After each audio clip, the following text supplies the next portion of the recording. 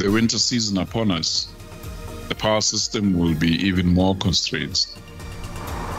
I-Eskom ithi sazokugandelele kakhulu igezi njengoba nangena ubusika nje ngenxa yomthamo ophezulu wokusetshenziswa kwayo. The court makes the following order: that live broadcast of the image of the witness, that is witness number 1, will not be permitted. There is a greater... Ikhotho ivumele bona ufakazi olandelayo ecaleni lokubulawa kwakasomapala weBafana Bafana uSenzo Meyiwa zwakala iphimbo lakhe kodwana angaveli phambi kwamakhemera. Sisebenzisana ne-ofisi yethu yeChippa United ba masenze unako ukuzama ukunceda sisave iclub yethu. iChippa United iqinisa ngamandla ihlangothini layo ifuna ukubalekela ukugawulwa lizembe ngempela veki nayidlala neGolden Arrows.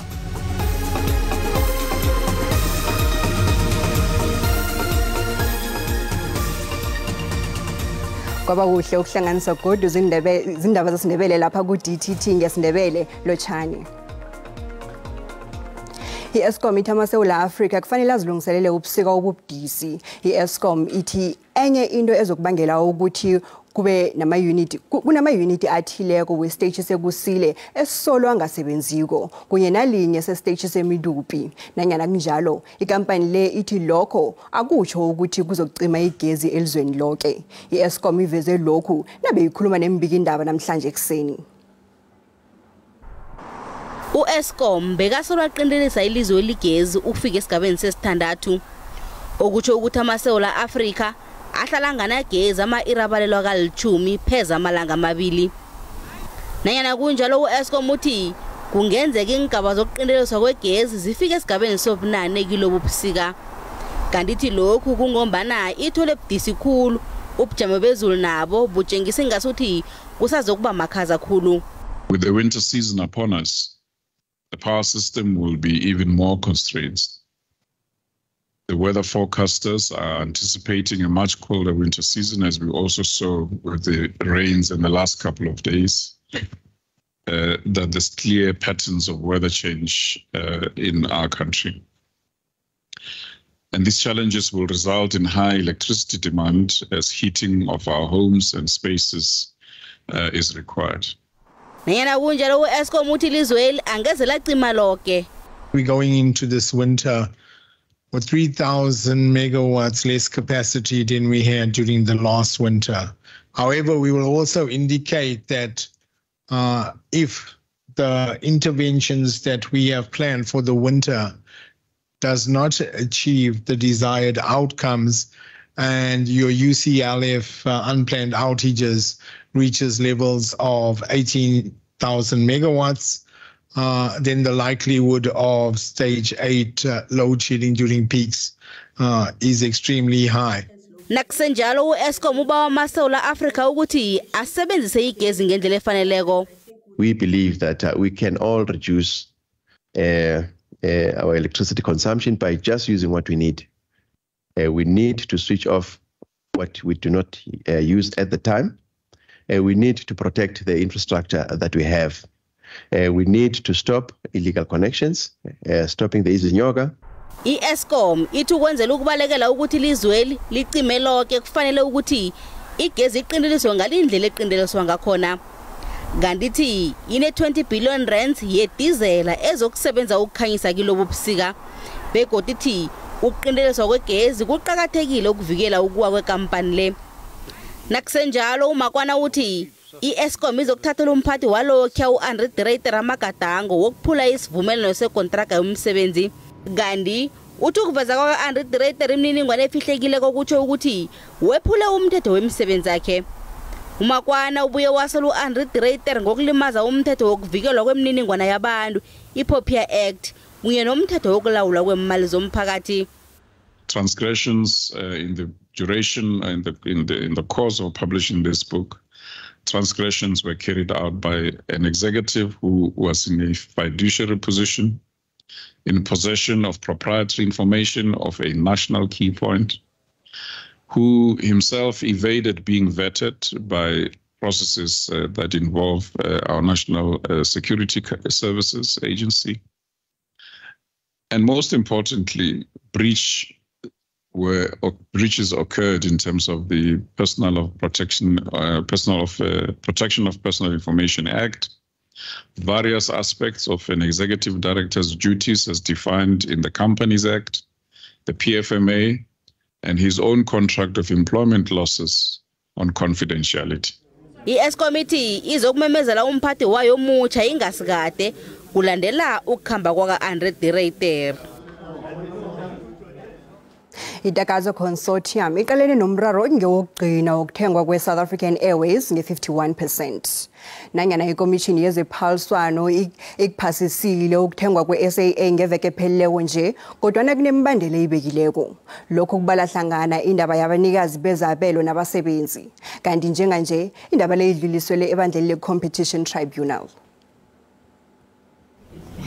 I-SAA nomnyango wamabhizinisi womphakathi zivele phambi kwekomiti yePalamende ukuyokunikela ngombiko nezamva nje ngokusebenza kwe-SAA nokuthi indaba yeTakazo Consortium izokuphela nini. The process of the conclusion of the transaction with the Takazo Consortium is entirely into the hands of the regulatory authorities. We have now gone through the first stage with the Competition Commission and to go into the Competition Tribunal. I-SAA ibike ukuthi isebenza kuhle khulu begodu ukunikela iTakazo Consortium indambo kuzokuba ligadango elihle khulu. Nakusenjalo i-Competition Tribunal izokuhlathulula kuhle ukuthi kuzokwenzekalani ngalabo abanezabelo bazokuragela phambili nokusisa namkhanjani. There are issues that the Competition Commission has flagged, having approved the Takazo Consortium deal. However, there are people that it had identified as not appropriate to be in this consortium. And then the minority of that are now beginning to say, but these are the people that has money. Now, if you remove them and you say they should not be part of the consortium, we will not have the money. That is why they are taking the matter to the tribunal to see if they cannot win the retention of those people that were flagged by Competition Commission. Nanyana ngisiphi isiqundo sikuthathwa kodwana umjaphethe wezemsebenzi kwa-SAA uthi unathemba lokuthi sivumelane neTakazo sizokwenziwa ngaphambi kobana kuphele umnyaka wemali. Ijaji elilalele icala lokubulawa kwakasomapala weBafana uSenzo Meyiwa lithethe isiqundo sokubana kurhatshwe bunqopha iphimbo lofakazi wombuso wokuthoma kwaphela kungavezwa ubuso bakhe. Ijaji uChief Maumela wethule isiqundo esingemva kokubana ufakazi wokuthoma wombuso aphikise ukurhatshwa kwakhe ubufakazi bunqopha. Umtshutshisi uGeorge Baloyi utshela ikhotho bona ufakazi wokuthoma wombuso uthonyekile ngokuphepha kwakhe njengobana ngufusazi wako. Uthi usaba ukwahlulelwa umphakathi kanti usaba nokubana ukurhatshwa bunqopha kobufakazi bakhe kuveza ubuso bakhe kuzobeka impilo yakhe engozini bekuphazamisa ukufakaza kwakhe. The reasons advanced for the application made by witness number 1 were outlined by Advocate Baloyi, and he stated that firstly, the witness is concerned because she is a public figure, and if the proceedings are beamed live, then she shall be exposed to undue scrutiny and criticism by members of the public. Advocate Baloyi further stated that the second reason advanced by the witness is that the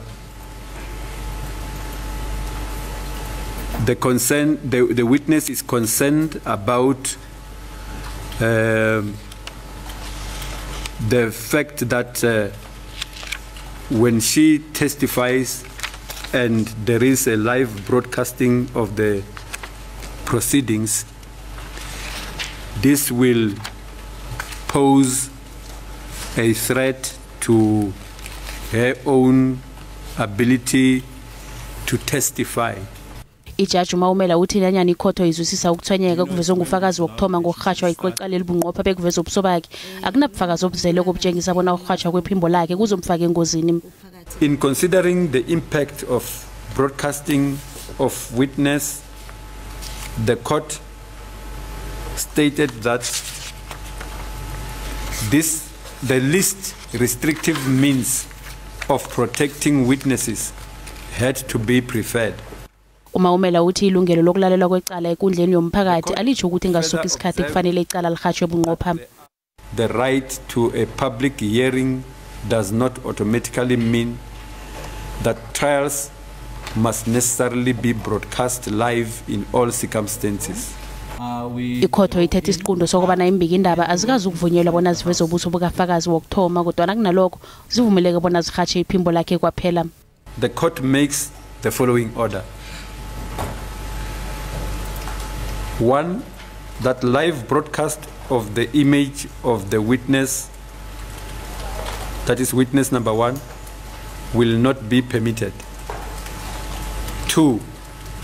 That members of the electronic media are permitted to live broadcast the testimony of witness number 1 by means of an audio.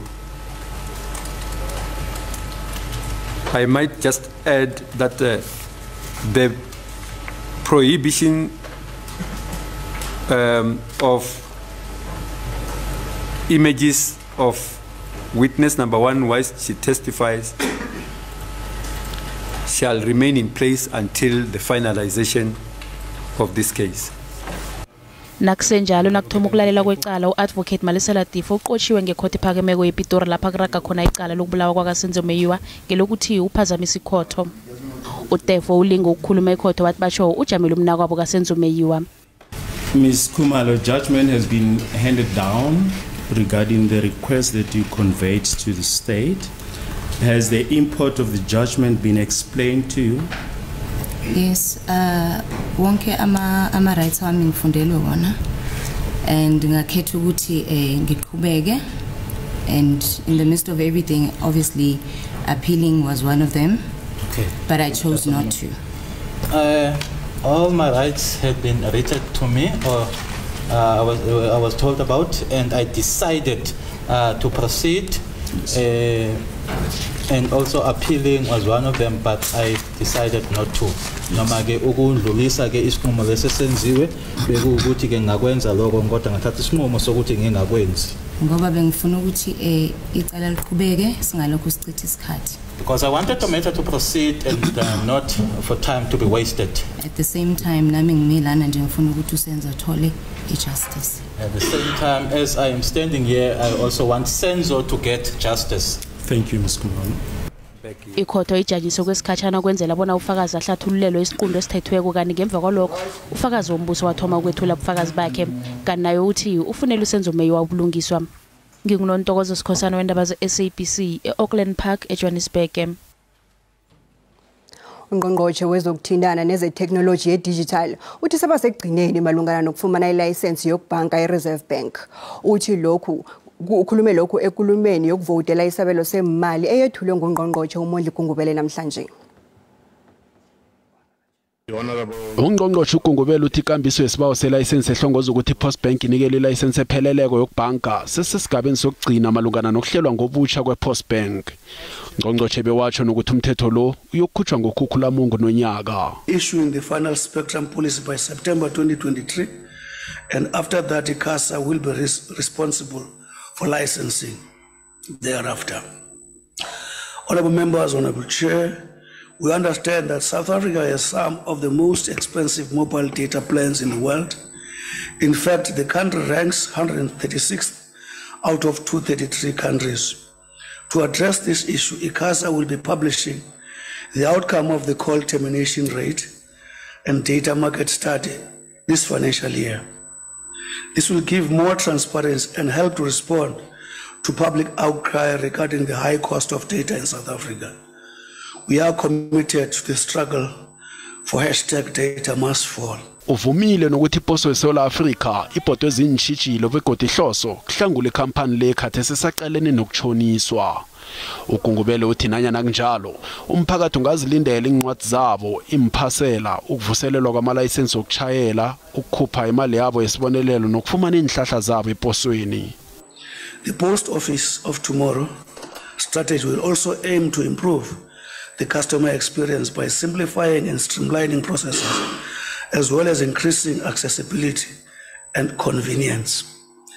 This will be achieved through innovative technology solutions such as online portals and mobile applications, as well as enhancing the efficiency of existing postal services. With these efforts, SAPO will be able to remain relevant and competitive in the rapidly evolving digital age. Kanazi zehlanganweni ehatshela umphakathi ungqongqoshe uthi hlangana nokhunye okwenziwako ukuyisiza ngothuthukisa indlela yenza ngayo amahlelo khona izokhona ukuphalisana namahlelo ezinye inhlangano ezihatshako.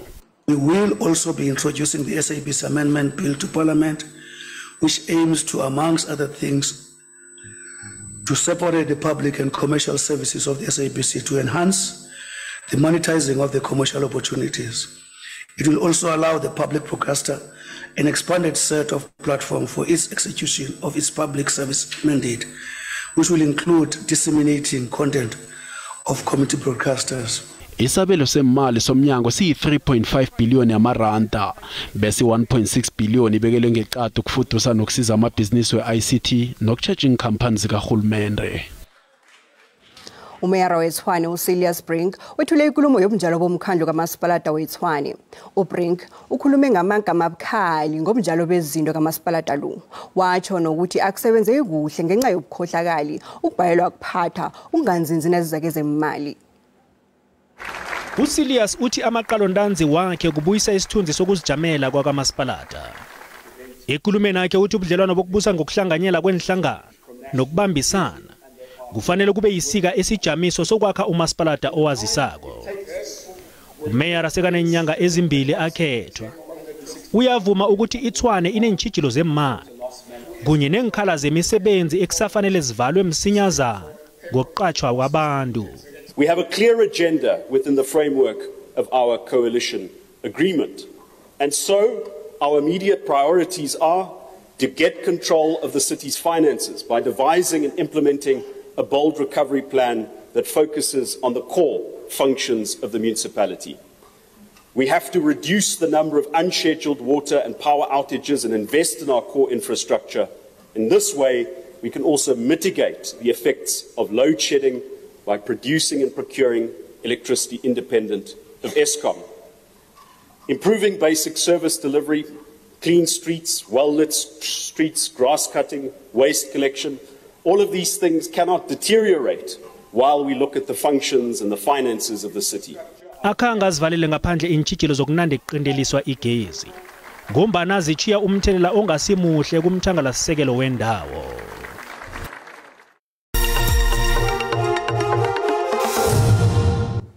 Ubukele indaba zesiNdebele na usanda ukufika siyakwamukela. Umhla ka-17 kuMrhayili langa lapho kuphandlulwa khona bekufundiswe abantu ngobungozi behypertension namkha high blood pressure. Kanti ukuthi kunjalo iveke yokufundisa abantu ngokudla itswayi. I-high blood kula ekwaziwa ngokusahlela kakhulu abantu sebakhululeko kanti njengoba nomhlaba zombelele buthwa ilanga le-high blood pressure umnyango wezempilo ezweni lekhetheli uyelelisa abantu bona bavakatshela imibhedlela bazihlolisela ukugulokhu njengoba kuyingozi kuyabulala begodi esikhathini esiningi amathwa yakhona akabonakali. Ilanga elinonyaka belithwaya ngaphasi kwesiqubulo lesithi measure your blood pressure accurately, control it, live longer, okutsho bona linganisa ukukhamba kwegazi lakho ngokunembileko ukulawule uphila isikhathi eside.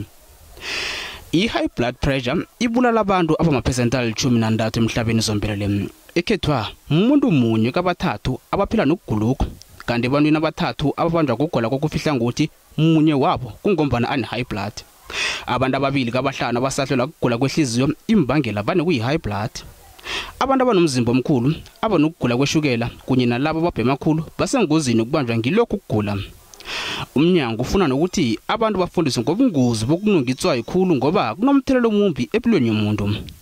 Ukudla itswayi eliningi ne-high blood zinobudlelwano obukhulu. Izinga eliphezulu letswayi lihlotshaniswa nokukhamba kwegazi okuphezulu okubuye kube ngenye imbangela ze-stroke, isifo sehliziyo nemithambo yegazi, isifo seziso hlangana nokhunye. Ukudla itswayi eliningi kuhlotshaniswa nokugula kwamathambo, kidney stones kunye nekankera amathumbu. ukufundisa nokulemukisa abantu ngokugula kwe-high blood pressure. Sikhuluma noDokotela Roma Sombuka. Tshelisa kwamukela lapha endabeni zesiNdebele. Kazi Dr. i-high blood pressure ibonakala igula naku okukhokhobela abantu ngombana kunganakho kunganamathwayo. Asikhulume ngayo. Kuyini unobangela wayo? Yeah, i-high blood kokuthoma number 1 ukuthi was ne primary hypertension la ingaziwako ukuthi bangelwa yini. Bese ke number 2 sine secondary hypertension la isaziwe ukuthi le ibangelwa yini. Abantu abanengi uthola ukuthi omunye bekanenkinga zeziso and then omunye ke unenkinga zokuthi bekasela amapilisi njengabo amapilisi okupreventa, amapilisi omkhuhlane, and then ke abanye thola ukuthi mhlambe bathatha ama drugs nje bafana nabo cocaine okubantwane kanye nokuhulela utshwala kakhulu kanye nokudla itswayi kakhulu kuzizinto lezo ezibangela ukuthi umuntu abe nento esibiza ukuthi secondary hypertension ekwaziwa ukuthi ibangelwa yini. Alo i-secondary hypertension le ingabe igula okusizakala ngokhunye ugula nangitsho ama-opportunistic diseases? Ngesinye isikhathi uyathola sinento esibiza ukuthi syndrome X, abanye bayibiza ukuthi metabolic syndrome. Thola ukuthi ke mhlambe umuntu unobulwele beswigiri or unobulwele becholesterol. Kuyaye kwenzeke ke ukuthi ke ne-high blood ivele khona hapo, and then ke njengoba ngitshilo ukuthi namanye amagulo mhlamba weziso thola ukuthi high blood ke ihubhuluka khona hapo. Kungaba ke ma-opportunist ayenza ukuthi ke i-high blood igcine ivelile. Alo ngimaphi amathwayo umuntu angawatshejisisa bese nangaqeda ukuwabona enzini? Esikhathini esiningi i-high blood that is why isibiza ukuthi i-silent killer, ngoba number 1 uthola ukuthi ayinawo amathwayo, and then nakho khomba ukuthi umuntu unamathwayo esikhathini esiningi uzothola ukuthi mhlambe umuntu unobulwele behloko, omunye ke mhlambe salile ngokubluya, nangabe seyikhambile ke emalangeni sekade anayo uzothola ukuthi ke umuntu uphelela umoya lesibiza shortness of breath. Dr. ungakhe uhlathulule ngobudlelwano be-high blood ne-stroke? Njengoba siyazi ukuthi i-high blood ilimaza imithambo and siyazi ukuthi i-stroke ukugula kwemithambo. So i-high blood esikhathini esiningi ilimaza imithambo, and then ke bese ke umuntu agcine ane-stroke, or sometimes thola ukuthi ke umuntu uyalimala ehlizweni uba ne-heart failure, and then igazi alisakhambi kuhle, gcine sekuba nehlwili eliphumako ligijime likhambe lemthambeni wehloko bese ke lifike livale lapho umthambo wehloko ligcine libanga into esibiza ukuthi i-stroke. So ukuthi ingenzeka directly izilimazele yona or indirectly ngokuthi ihlwili leli lithome lapha ehlizweni ligcine selifike ebuchopheni. Dr. Niyacho ukuthi it's a silent killer. Abantu bangazihlolisa kangakhi ngonyaka mhlambe ukuthi bayithole into le ukuthi khona nofana yikho emzimbeni nabo? Well, vale sitsho ukuthi ke a good doctor lokhala na uconsult kuye inokuthoma fanele uthome ucheck i-high blood. Mara ke na ungasimuntu oya edoktereni yenza sure ukuthi at least kabili ngonyaka ukhambe uyokuchecka i-high blood, ngoba ngitshilo ukuthi abanye abantu ayibonakali ayinawo amathwayo ufike uyeyihlola. Inga i-high blood pressure iyathathelana namkhana iyangefuzo? I-high blood pressure ayithathelani khulukhulu ke sibona khulukhulu ikhamba lapha emndenini okuyifuzo, nakhona wakho wabanayo ngabanga udadewenu ngabanga bakho ngobamkhulu wakho ngogogo wakho wabanayo, nawe ke ama-chance lawo ukuthi ube nayo abamaningi. Ngibuphi ubudlelwano obukhona phakathi kwetswayi ne-high blood pressure? Siyazi ukuthi ke itswayi libalulekile for umzimba into esibiza ukuthi li form a part of our diet emzimbeni, kodwa na ke itswayi esinye isikhathi libamba amanzi ukuthi angaphumi. The more udla itswayi the more libanga amanzi, the more amanzi abamaningi emzimbeni the more i-high blood iba khona. So itswayi eliningi libamba amanzi ukuthi angaphumi bese kuba khona amanzi ngobuningi emzimbeni kwenza i-high blood. njengodokotela uyakwazi ukululeka abantu ngokudla ekufuze bakudle ukubalekela high blood pressure le? Ukudla kaningi vane sithi ukuthi umuntu ukudla lokho phelezi sikuthola kuma restaurant nokudla sithi ku processed kutholakala kuma can kuma kotkoti kuyi problem ngoba lapho itswayela lapho liba liningi manje ke vane sithi kungcono umuntu adle imfino evela phansi and then adle nama fruits and then khulukhulu kwenyameni uthande ukudla inyama emhlophe okuyikuku nefesi wenze sure ukuthi amafutha akasimaningi lapho into esibiza ukuthi i-Dutch approach, dietary approach to stop hypertension. Nonke uyikhohle umkhathi nabalaleli igama elithi Dutch which ukuthi approach le fanele umuntu ayilandele esiphethelele kakhulu nemifino kanye nama vegetables. Isiyeleliso sakho sokugcina ukuthi siyibalekela njani high blood pressure? Kubalulekile ukuthi wonke umuntu akhambe ayozihlolisa i-high blood. Angathi mina angiguli ngiyangiye kwadokotela zange ngiye kwadokotela i-check i-high blood. Number 2 wenze sure ukuthi itswayi uyalehlisa itswayi lakho maliphekwe itswayi lingabi liningi ekudleni thina sithi silinganiso sethu setswayi kufanele according to World Health Organization kufanele libe less than 5 grams ladlula lapho lizokubangela i-high blood. Then unga-check i-high blood kuphela njengoba sitshilo ukuthi i-high blood ikhamba nethukela and then i-high blood i-check ikhamba ne-cholesterol. At least uyi-check kabili ngonyaka. Zama ukuthi wehlise umzimba, zama ukuthi nangabe umuntu okhokhako wehlise igwayi, nakune-stress zama ukuthi usilawule and then ke ube umuntu ozithabululako at least 30 minutes ngelanga at least kane ngeveke. Lokho kuyokwenza ukuthi ke ithuba le high blood lehle nokuthi ungabi ne-stroke nabo heart attack nabo heart failure njalo njalo. Tshali sithokoze khulu ukusiphandulula. Athokoze mkashi. Izakhamuzi zeMarapong esikhukhune zithi zifumene imilayezo ethusako ema-cellphoneini wabo ebazisa ngokukoloda umasipalata we-Elias Motsoaledi imali. Umasipalata uthi imilayezo ethunyelwe izakhamuzi le ngeyezindlu zabo. Yindawo yemakhaya ethulileko begodu isikopilo lakhona kusasengela ngafuna izinto eziningi kodwa nimlayezo efunyenwe izakhamuzi zalapha ibatshiye bararekile. Been getting SMSs from our local municipality Elias Motsoaledi. They're saying to us we're owing them 25,064 rand, of which I don't know what this money is all about, because we don't have any services that our municipal is rendering to us.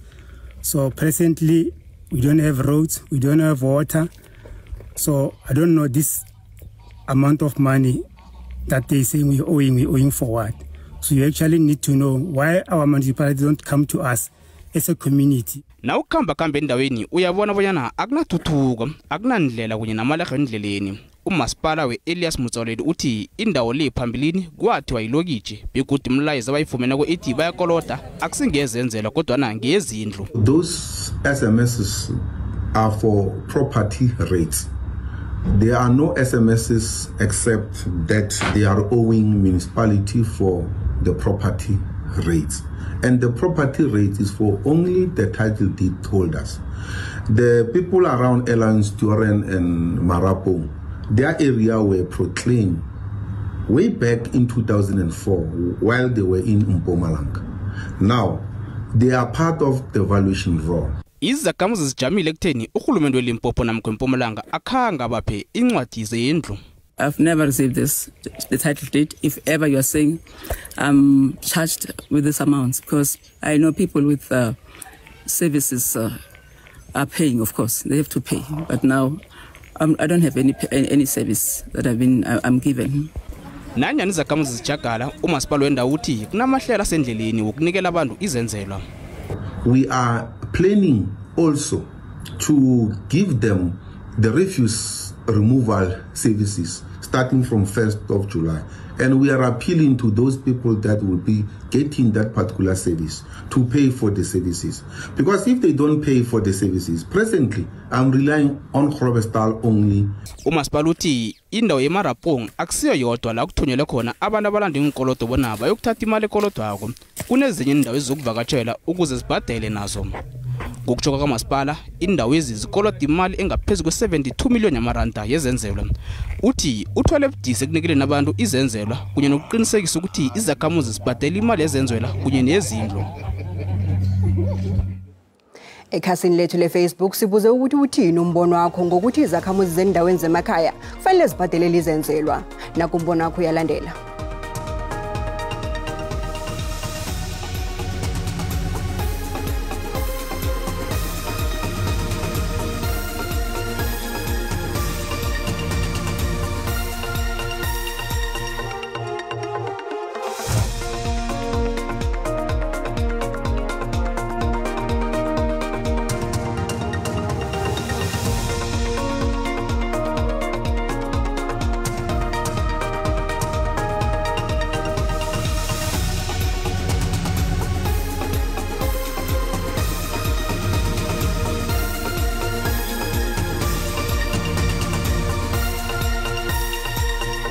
Mina angisiboni isidingo sokuthi abantu abahlala emakhaya kumele babhadale. So babhadalela ile ngoba nangathi uyacala umasipala wethembisile sihloka amanzi, izindlela azikho right, so sibhadalela ini. So hawa mina ngithi bangabhadala, so angisiboni isidingo sokuthi kumele babhadale. Umasipala nje kuphela yena so urobha nje abantu abahlala emakhaya babhadalela for ini. Uhulumende ethu lo sela disparate ngaleyo ndlela ukuthi selafuna ukubamba nabantu basemakhaya ikunzi manje. Igezi le imenza ukuthi abe disparate ngaleyo ndlela. Akhona mkhathi wrong lento abantu abasemakhaya akufanelanga babhadele kusemakhaya rural areas. Uhulumende akaqalana nabantu abasemadrobheni. No bangabhadeli next. Kuyafana emakhaya kunamanzi uyobhadelana. Bhadela amanzi angekho. Then ngaphela lo shedding. So bhadela igesi engekho. Bangabhadeli next. Abahlale amaphepha la abahlale nawo. Bangakhiphi next 3 cent and next. Hayi nomsazi ngiyichitha leyo udlalwa ngaba abantu basendaweni zasemakhaya insiza azifiki kubo laba bantu akumele nje babhadale yini abayibhadala amanzi baphuza amanzi angcolile abanamanzi abanazimpompi abanalutho noise ngiyala mhashi ngiyala abantu basemakhaya kufanelanga umasipala ababhatalise ngoba abantu basemakhaya abaphangeli baxhomekeke kwizibonelelo zikahulumende. Umhlaba wasemakhaya ungaphasi kweNgonyama Trust ingakho ungangezwe lakhe wayilwela lento le wayengafuni ukuthi lo mhlaba uhambe kumasipala ngani ngoba kumasipala egcwele corruption kakhulu vele ususwe lapho uhleli khona kuthiwa indawo yamasipala. So uma ukuthi bazohamba baye emakhaya ebantwini abantulayo abangenalutho kurongo kakhulu lokho abaqhubeke lapha emadolobheni lapho beshaya khona izimali umasipala angayi emakhaya umhlaba semakhaya ungaphasi kweinkosi ubuswa ubukhosi. Umbono yombukeli SABC ayizokuthwesa umlando ukuziphendulela ngombono wombukeli. Abathengi batshengisa amathwayo okugandeleleka kulesi sikhathi sepilo lapho kubiza yonke into khona. Imbalobalo ze-Stats SA zitshengisa ukuthi ukuthengisa kwentolo ezithengisa impahla ngayinye kwehle nge-1.6% ngoNtaka. Sehla kwehlandla lesine. Ukungasebenzi kuhle entolo ezithengisa impahla ngayinye kubangelwe kwehla kwemkhakha esithandathu kelikhomba ngaphandle kwamachila nezambatho ezibe nomthelelo omuhle. Intolo ezithengisa impahla ngayinye solo zuna unakucendeliswa kwegezi okulimaza kumbi ukusebenza kwazo. Kanti abathengi bona baqalene nentengojuquluko yabathengi phezulu nemali inzalo yemali ebolekweko ekhuphukako ethinta yonke imiholo ngaphakathi kwemkhaya. This marks a fourth consecutive month of an annual decline in volume sales, and over the period of the last 7 months, this is the 5th annual decline, which just shows the pressure that the consumer is facing.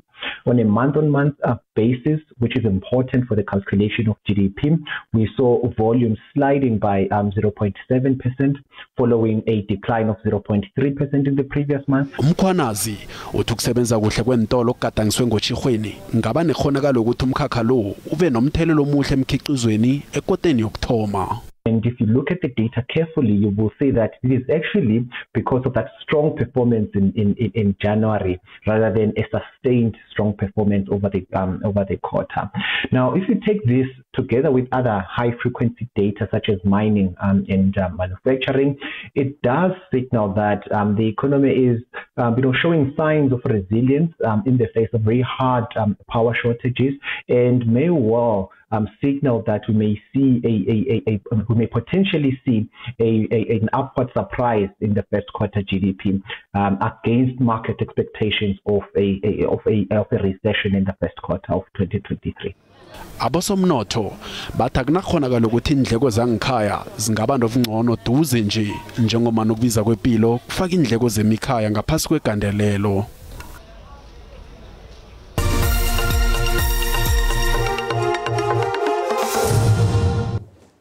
iChipa United ikatelelekile ukuthi ithumbe umdlalo wayo wokugcina nephaliswano le-DStv Premiership nayiqalana neGolden Arrows ngomgqibelo. Ikamva yeChipa United kwi-DStv Premiership izawucaca kule mpelaveki njengoko eliqela lijingelwa lizembe emva kokuqwatyushwa yi-TS Galaxy ngamanqaku 4 eqandini. Kodwa eli qela linethemba lempumelelo xa lizabe liqubisana nabafana besithende. After our loss against TS Galaxy, we were sure of what is expected of us.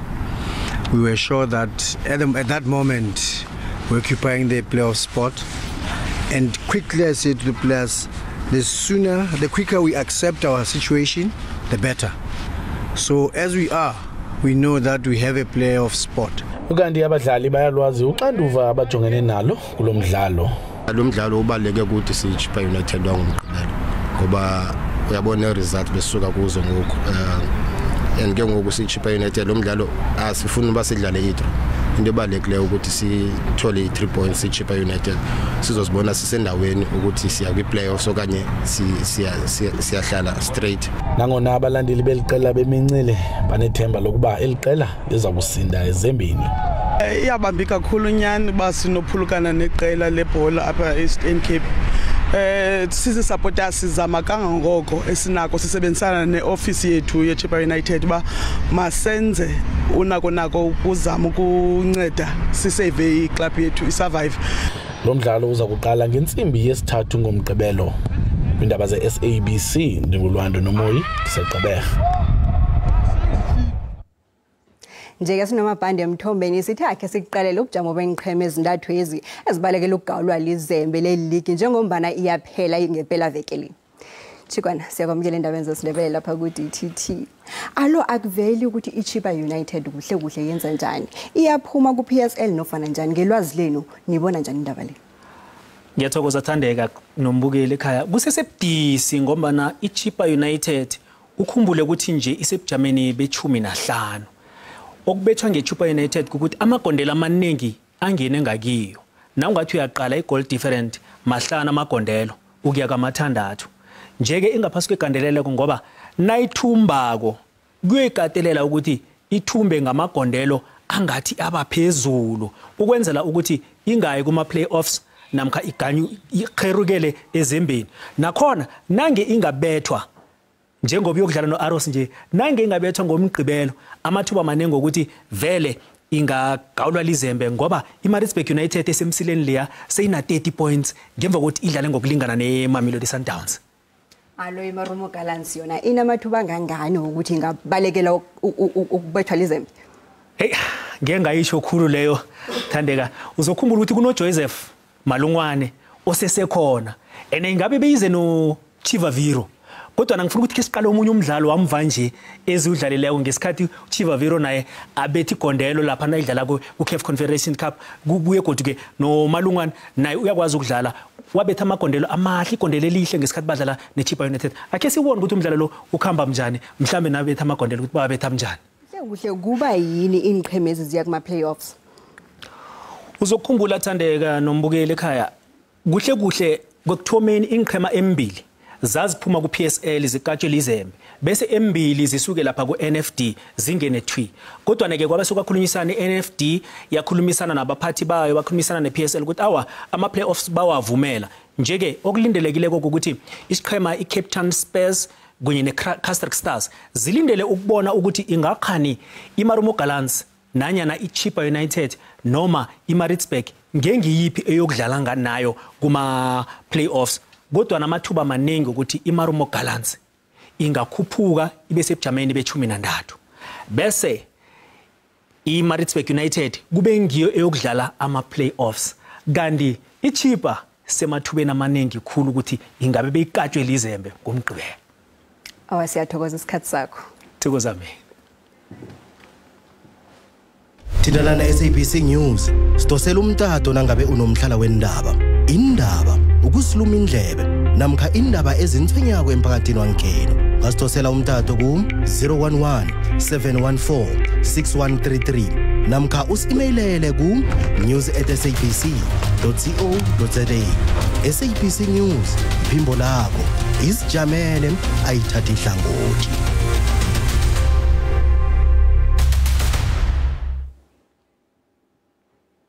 Libonakala lithuthuka izinga lomdlalo webhola eragwa kweSouth Africa kanti nabo makekere balokhu abomdlalo lo abafuni ukubona lithabalala ibhudango labantu abatsha abanekhono.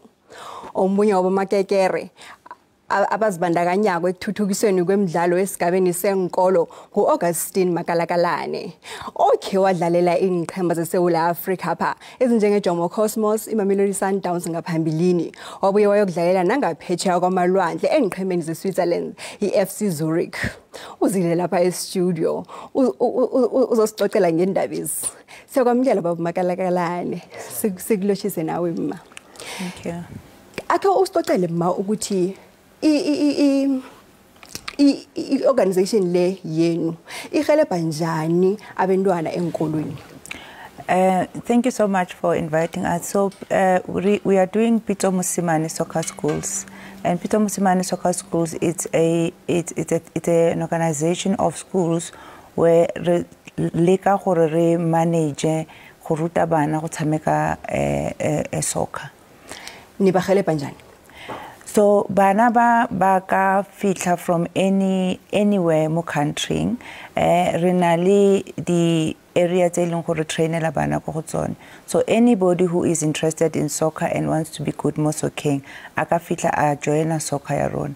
Gone ya no re go Cosmos City Curo re go Northern Academy ko Polokwane, and then re tlo bula tse tharo dikolo ka June ko Benoni and ko Boxback ko North Riding and liko Midrand. Baba Makalakalane asingakuchiyi ngaphandle kazumlando wakho uyakhombisa ukuthi nizimisele khulu ukuthuthukisa abantwana. Ithini irole yakho ku training? Ngiyabonga. Mina my role is the most difficult role because ngisebenza with my coaches. I give them my programs. They have to buy the program for a philosophy coach Pito Musimane, which is creating a player of tomorrow. That is the most difficult job, to monitor all the coaches that are going to, I'm ensuring that they are doing the right philosophy that is expected of them, not doing their own thing. We keep the database of Labantuana Lava that we monitoring around, that coaches are training them. We put in programs that are going to make it lula for Labantuana Lava.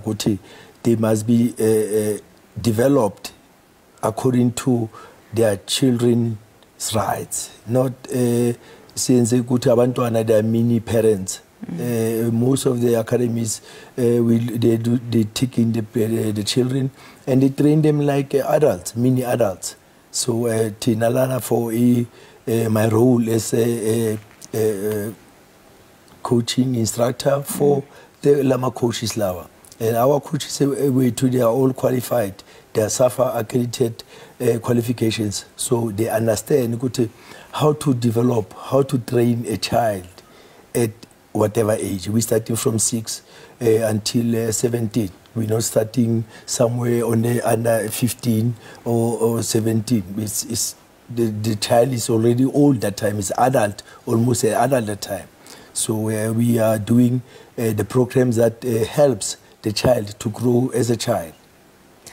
Alo uyatsho uthi kunomehluko phakathi kokubandulwa njengomuntu omkhulu nokubandulwa njengomntwana. Ngiyuphi umehluko lapho kanti begodwa nibathoma basasengangani, the right age?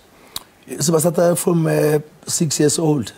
We have a grade R until grade 7. Starta khona la kula eQuiro la sebenza khona nePolokwane we have a grade R to grade 7. And then we'll take also the high school children. It's very important. Tina, the rest of the world must start from zero, actually. Tina, we always catching up in South Africa, copying and cutting and paste most of the things from outside. And our country is vast, it's got a lot of talent. We're born with a natural talent. We have to harness that talent while it's still young. The children are still empty in their heads. They need us to feed them proper information. We are co-parenting in a way as a Pitso Msimani soccer school program. Umehluko ngimuphi phakathi kokubandula njengomuntu omkhulu nokubandula njengomntwana? Difference between the trainings? The coaches are qualified. They understand. We have mass participation programs, especially for the greater the 6-year-old until under 13. We have mass participation programs there. Mass participation is a beautiful program for the children because the first prerequisite of mass participation is the children must have fun. And mass participation has got that element. It's the only element that is emphasized. We're giving them life skills. We're giving them motto qualities because we're giving them proper equipment. We're not using the big size 5 of soccer ball. We're using the right size plastic balls.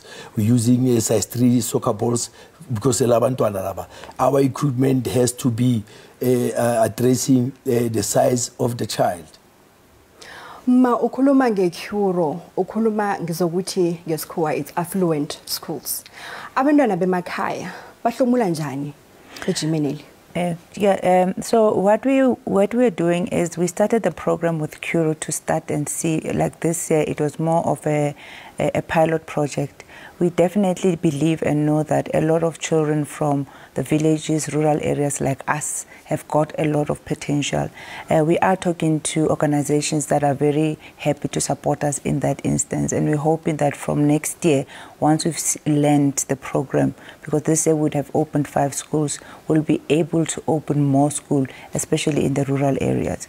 So because talent is not necessarily only in your urban areas, and we understand and we know that a lot of children in the rural areas get left out. And they don't get the same opportunity as the children in the urban areas. I mean, just to add, one of the things that we are doing, we have also seen in the coaches that Coach Makalakalani has, that there are no female coaches. Out of almost 45 coaches that we have currently, we only have 2 female coaches. So what we've done also with Pitso Msimani Foundation is to start a program that we are going to attract about 30 female coaches only. In fact, they are not even qualified. Take them through the SAFA-D license and then absorb them into the program. Allo ababelethi abalaleleko ababukeleko abanekareko nabantwana abanekareko banithola njani? How do they apply? They can find us more website. They can just type Pitso Msimani Soccer Schools, or on Twitter, Facebook, and TikTok. They can just type Pitso Msimani Soccer Schools and they can find us there. Alo Baba Augustine, in nutrition iqakatheke kangangani ehlelweni lenweli? Nutrition is the key factor of performance. If abantwana bethu they are not taught to eat balanced food. Balanced food is not expensive food. A lot of our children are eating a lot of junk food. We as parents, we have to start giving them a balanced food that has proteins in it, because we want to create the athletic children here. Our children have to be athletic, and it's only when you eating balanced food, proper times of the meals that you're eating. They have to, people are also not drinking water. We know most of us, we're not drinking water, and water is life. We know water is life. So our children had to be taught to drink a lot of water because it's part of regeneration. When the children are getting to the professional clubs, national teams, they are going to be exposed to a lot of food that they are not used to eating. And they tell you, Amina Pumalana, Angili Lentole. And that time, the physio is putting up, the nutritionist is putting up proper food. They'll ask the coach, how's your training session today? How heavy it is? The players have to eat proper food for that training session. They're going to play for a match. They have to eat proper nutrition for that playing the match. Even after the match, they still have to eat proper for them to recover. The muscles have to recover quicker because they are athletic people. So nutrition is very important. Facilities are very important in Bizo Musimani soccer schools. Sithokozile na kwanamhlanje kulungile asihlangane kodwa ngesikhathi esisakho.